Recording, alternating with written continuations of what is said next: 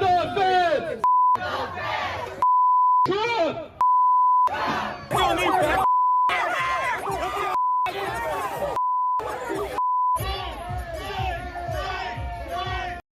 Anti-ICE chaos erupting outside a facility in Portland, Oregon over the weekend as President Trump vows to use, quote, full force if necessary, sending in 200 members of the National Guard to help quell that violence.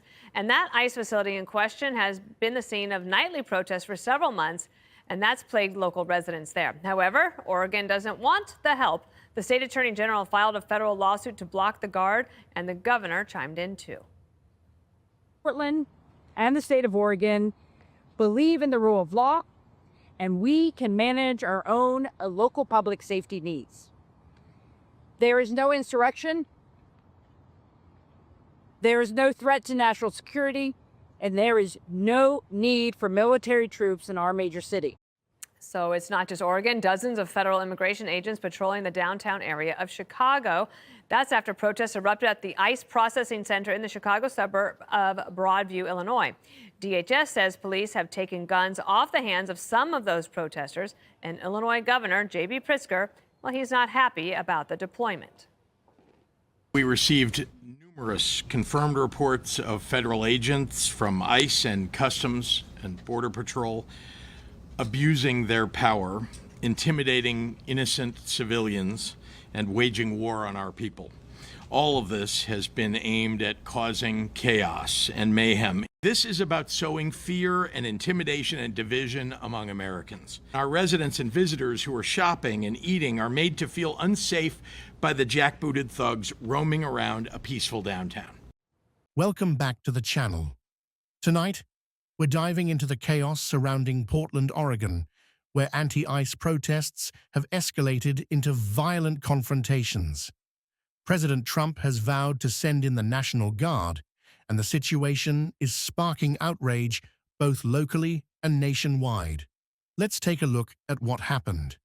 Jesse, this reminded me a little bit of scenes we've seen in the past, like in 2020 when you had the protests and people would say, oh, that's mostly peaceful, but in the split screen, you see that it's not. Or during the border crisis, you would have Democrats say the border is secure, Corinne Jean-Pierre saying the border is secure. Meantime, we've got Bill Malugin or Griff Jenkins down at the border, and you see the split screen. Of course, there are very nice parts of Portland, but are they denying that that is actually happening, what you're seeing on the screen? Well, they're saying it's like heads I win, tails you lose. So if Trump sends the Guard in and there's a huge clash with Antifa, he's going to say, see, these people are crazy. Thank God we sent these guys in.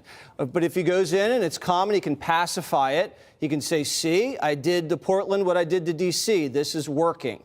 You know when you drop a popsicle on the ground, Dana? Yeah. And all the ants come in and they start eating it and they get stuck in the popsicle. This is what's going to happen in Portland. Every Antifa is going to come out of the woodwork and they're just going to clash with ICE and the troops and they're just going to get arrested.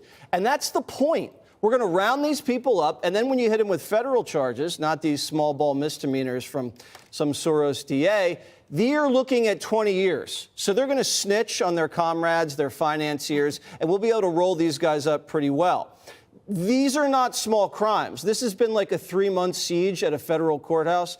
They've shot lasers into the eyes of federal law enforcement, blinding them. They've cut out the fiber optics of the building so they have no internet. Arson, assault. They've barricaded the building so you can't get ICE fans in and out of there. It's a big problem. And SCOTUS has already said he's allowed to do this.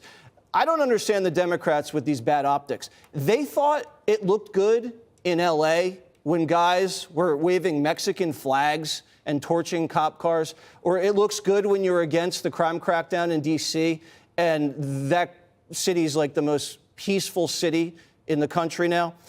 As you just saw, tensions outside federal facilities are boiling over.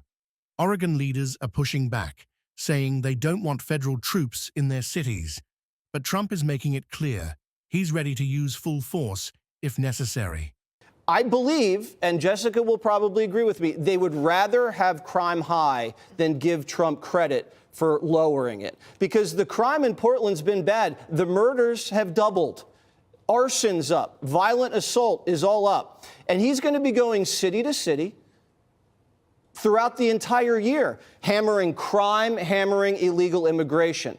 And what are Democrats going to do?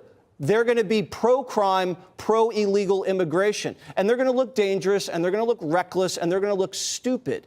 And you can't defend MS-13, criminals, Antifa, late-night millionaires, Comey, while the president is out there defending police, citizens, the military. It's just a bad look, and they're making the same mistakes they made going into the last election.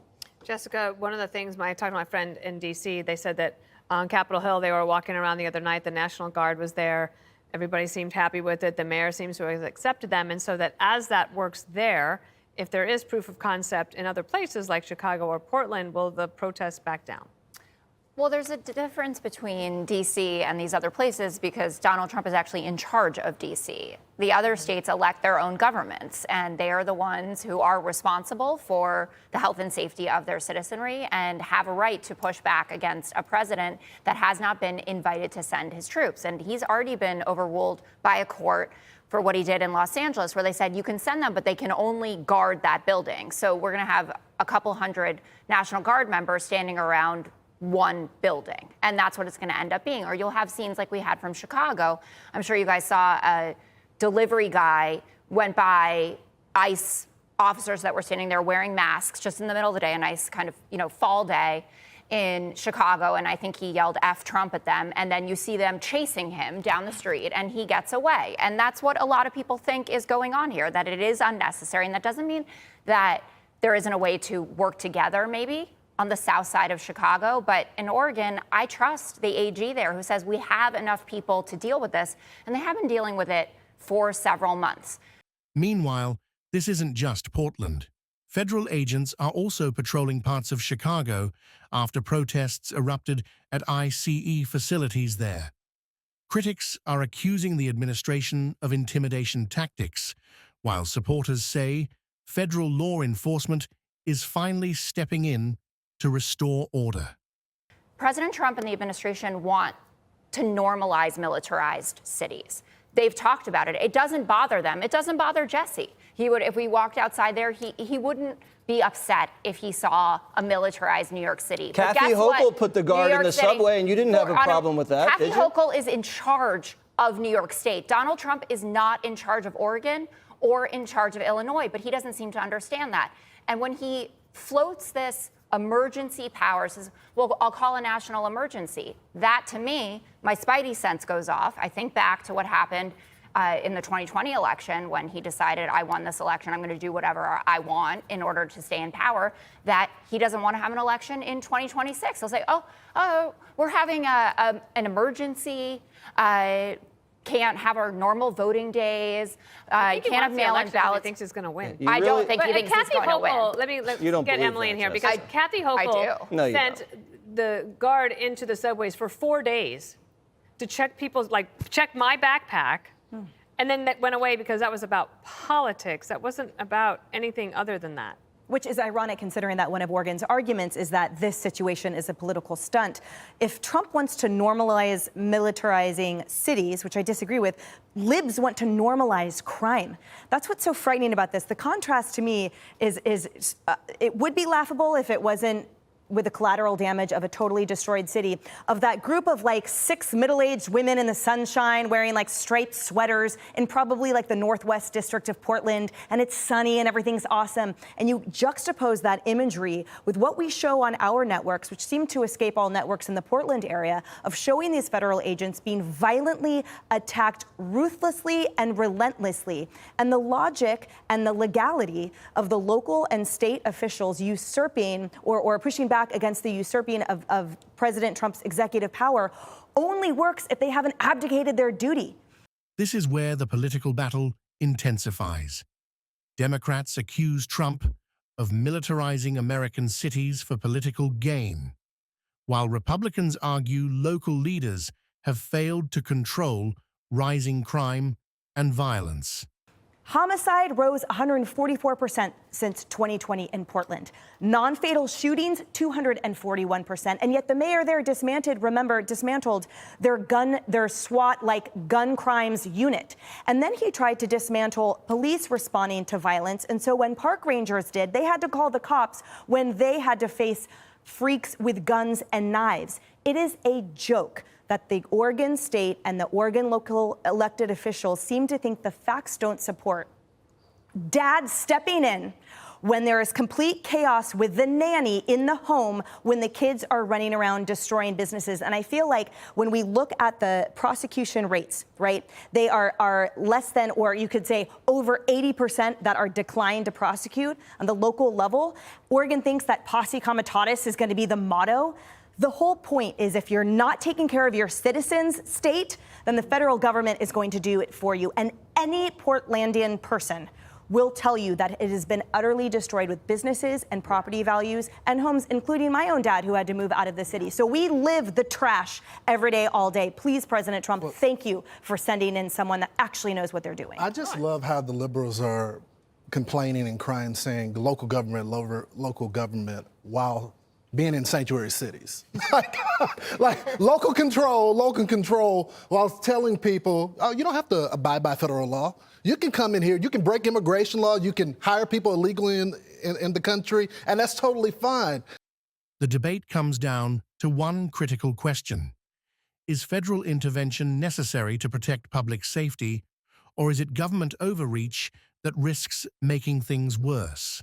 With violent crime rates climbing in cities like Portland, this will likely remain one of the most heated flashpoints heading into the next election. And then when the federal government comes in and say, actually, you really don't have the authority to do that, there's something called the supremacy clause, they flood them and they assault the cops there on the ground. Now, remember, this is a party that's defunded the police. We saw that work. Crime soared all over the country. They allow people to just set things on fire, assault cops on a day-to-day basis, demoralize them. And what did the residents get?